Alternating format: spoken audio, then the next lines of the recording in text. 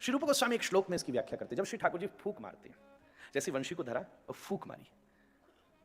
तो सबसे पहले फूंक मारते ही संपूर्ण व्रज जीवित हो जाता है। जैसे पहले छिद्र के ऊपर, मैं तो एक अभी श्लोक के आधार से चल रहा हूं, हजारों व्याख्याएं हैं। पहली उंगली जब पहले छिद्र के ऊपर रखते हैं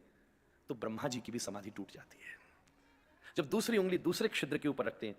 तो तुरंत यमुना जी आनंदित होकर के अपनी लहरों के द्वारा दूर दूर के गांवों में इशारा करने लग जाती हैं। बहते हुए पत्ते जो अलग अलग पेड़ों से गिरे हैं ना, यमुना जी सबको समेट करके उसी घाट पर खड़ा कर देती हैं जहां श्री ठाकुर जी खड़े हैं, और मानो लहरिया ले लेकर किसी कदम वृक्ष से नीचे गिरे हुए पुष्प के प्रवाह को उसी तट पर लाकर अपनी लहर से श्याम सुंदर के चरणों पर चढ़ा देती हैं। जब तीसरे छिद्र के ऊपर श्री ठाकुर जी हाथ रखते हैं तो संपूर्ण गोपियां आकर्षित हो जाती हैं। जब चतुर्थ छिद्र के ऊपर हाथ रखते हैं तो बड़ी बड़ी जगत की स्वर्ग अप्सराएं भी अस्ति सस्तरुणी कराग्र विगलत कल्प प्रसूना प्लुतम वस्तु प्रस्तुत रेणुनादर हरि निर्बाण निर्व्याकुलम शस्त्र शस्त्र निविद्धि विवृषत गोपी सहस्त्राव्रतम हस्तान्यस्तनतापवर्ग मखिलोदारम किशोराकृतिम।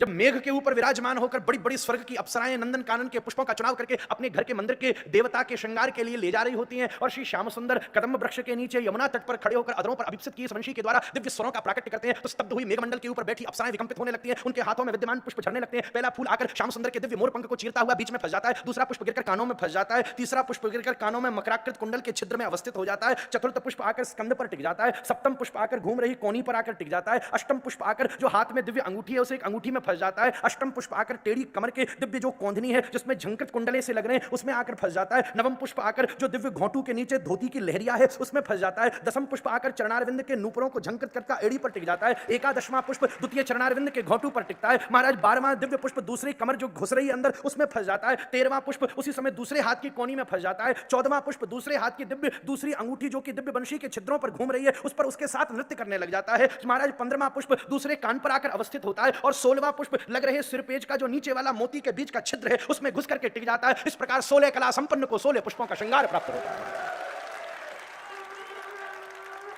जब श्री श्याम सुंदर षष्टम पुष्प के ऊपर छिद्र पर उंगली रखते हैं तो स्वर्ग के बड़े बड़े देवता भी इसी आनंद की अनुभूति करते हैं। ऐसी हमारे श्याम सुंदर की दिव्य वंशी को योग माया का स्वरूप भी कहा गया है। वल्लभाचार्य जी कहते हैं महादेव हैं हमारे गौड़ीय संप्रदाय के